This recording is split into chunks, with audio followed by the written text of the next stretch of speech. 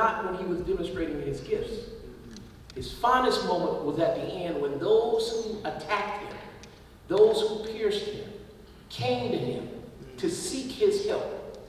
And actually they came to him and they said, you know, Joseph, we're a little intimidated of you. He said, am I in the place of God? At that moment, Joseph said, I am not God. It doesn't matter what you did for me. And what he did was demonstrate self-control, love, joy, gentleness, and goodness.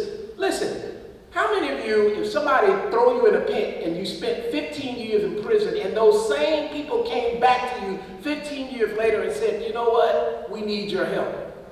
A lot of us would be angry, very angry.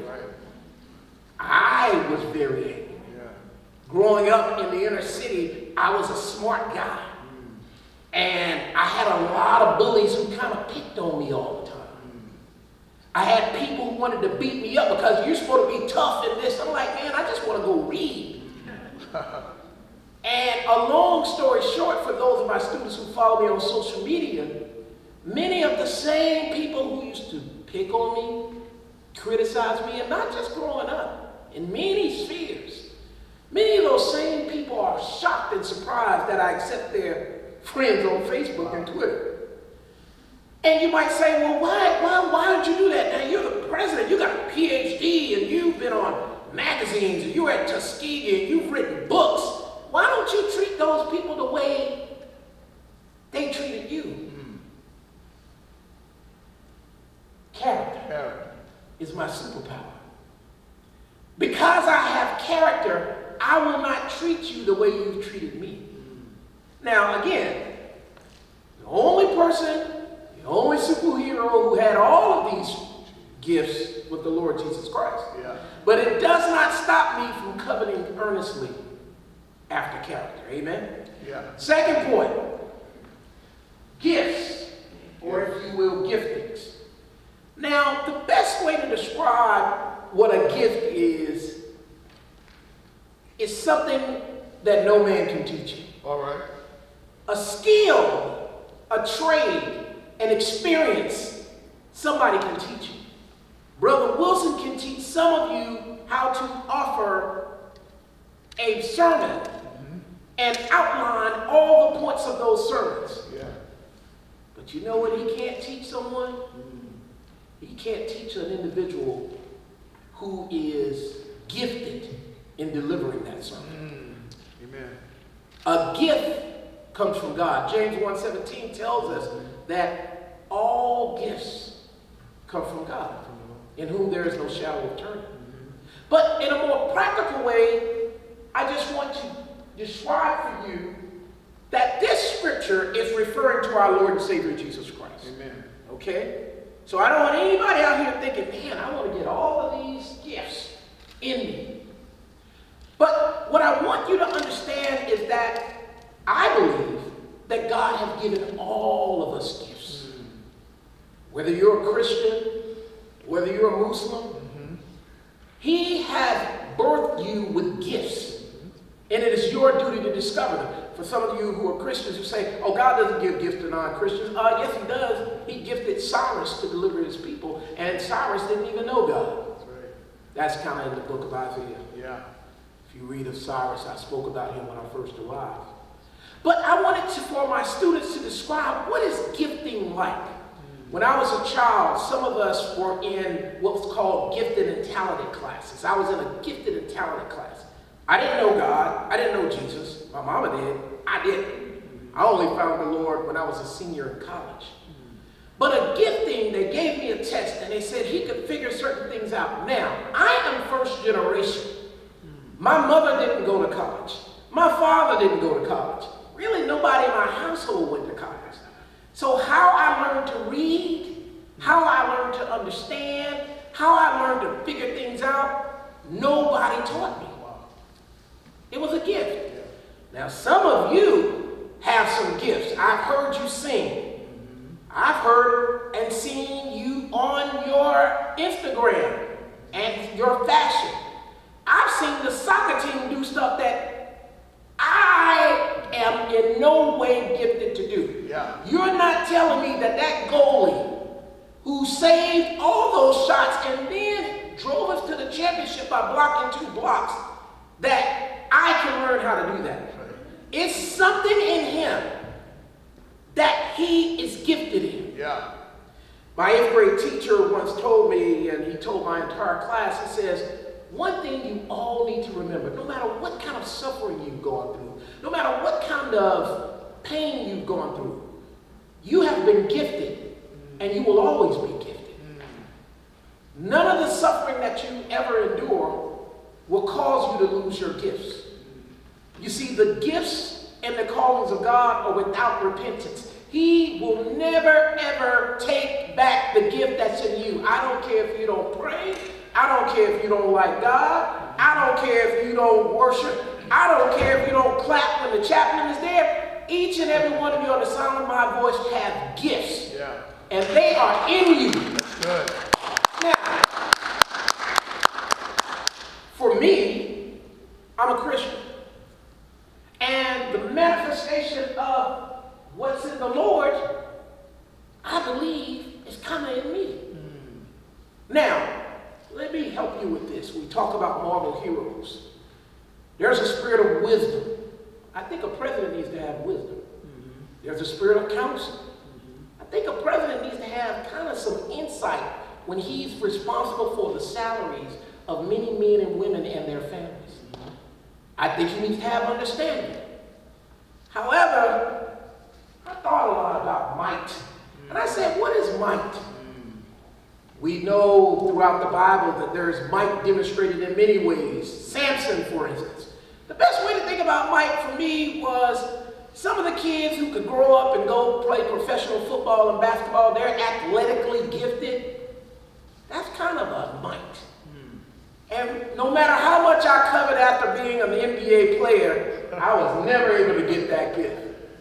My point here is there are a number of things that one is able to do, and it might not be in these specific areas, but you have gifts. And for believers, those who choose to believe, I believe they can be available to you.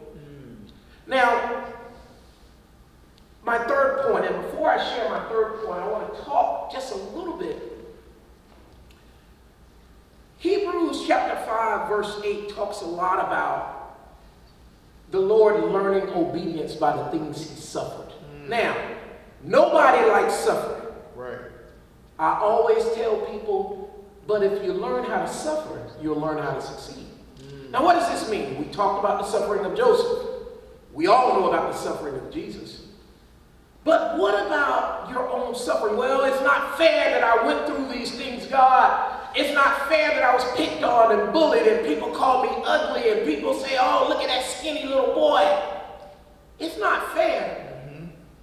But I learned obedience through that suffering. For those who have not understood and tapped into what your particular suffering was, I want to encourage you that suffering is also you abstaining from certain things. You diligently, I am going to read the Bible. I don't want to do this work my faculty has called me to do, but I am going to study it day and night. That's suffering. I think it's suffering for a president to have to come to work every day. It's a discipline, right? Yeah. I mean, who wants to work? If anybody could just have money flowing in without doing any work, who would volunteer to work? Oh, you guys are too good for me. I know I would. Just don't let me hit the line. Yes, sir. Yes, sir. My point there is, but it's something about getting up every day, having to pray, knowing that I have to make decisions that may affect people. Yeah. It's nothing like the suffering of waking up every day. God, I need you to help me to say and do what I need to do when I talk to the bank tomorrow. Father, I need your help in drawing donors and men to you for the sake of my students. Yes. That's suffering. And that suffering teaches you how to pray. Yes. Teaches you how to get closer to God. And in many ways, it teaches you about yourself. Because I'm going to tell you a little secret about all these things, about coveting gifts and coveting the things I've shared with you. They are best learned in suffering. Wow. And let me say something to you. We are one of the smallest institutions in the world. We are one of the least equipped institutions in the world. But guess what that qualifies us for? That qualifies us for God to actually show himself strong on our behalf. That's right. That's right. It qualifies you, the person that was kicked off the soccer team because you didn't make it. You now get to watch the soccer team, but now you're alone and you're in private. You're ashamed and you're crying. He draws near to the brokenhearted. It was in my down times that I learned more about God than in my highest times. Wow. Yeah. Students come to me all that, oh, I saw that article, I saw this, all that. People like, oh, Dr. Johnson, oh, BJ, whoever you know me as, look at that, how did you, man, don't you know that was almost my worst times. It's your worst times in many ways when God does something for you. Sir. Because do you know the pressure of praise? That soccer team, I can tell you right now, they are being confronted with all kinds of people who want to be like them. They want to beat them. They want to, just because they are now on that front stage. Yes, sir. You saw what happened to Joseph. You saw what happened to Jesus. I encourage you that if you're not on the front stage right now, value this time and learn what you need to learn during that time. Now again, this message is really not for everybody.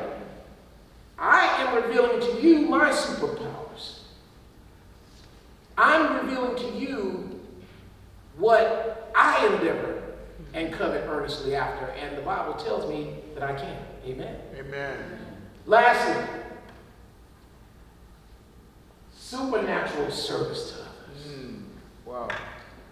Now, some of you do not believe in these things. And if I had the time, I could tell you story upon story upon story upon story, walking in front of professors, not knowing what to say, and things coming out of my mouth that came from, where did that come from? Anybody ever had that experience? I know Brother Wilson has. Yes, sir. Anybody ever had the experience of you just knew something? You ain't even studied. Oh, I knew that. I'm telling you, these things are available. You ever heard your grandmothers and grandfathers talk about, oh, I'm going to heal you, I'm going to lay my hands on you, and tomorrow you well, and you don't even get up to thank grandma, you don't even thank God, like, oh, that's just my grandma. No. Grandma had a gift of healing flow through her. Yeah. You ever had somebody come up to you out of the blue and tell you something, you're going to be great one day? I remember when I was at Gordon College. There's a woman named Herma Williams. I was a new professor. And she told me the Lord is going to make you a university president. Wow.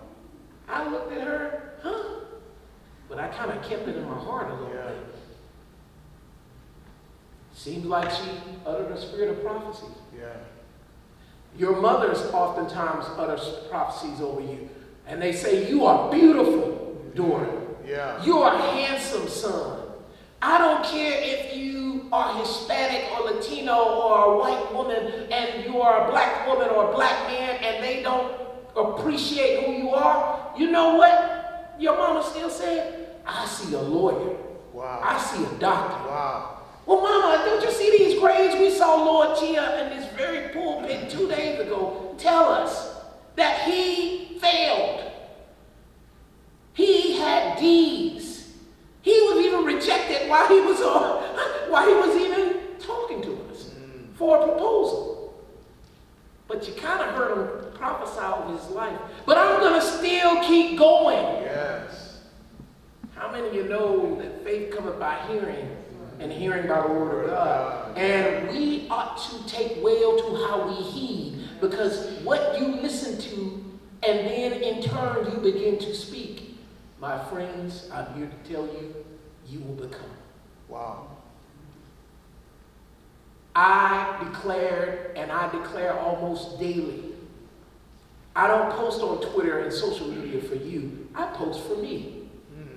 If you hear songs that I write, I'm encouraging myself and hopeful that you might be encouraged. Yeah. But guess what? If I don't have a single like, guess who's growing stronger and stronger? Amen. Me. Amen.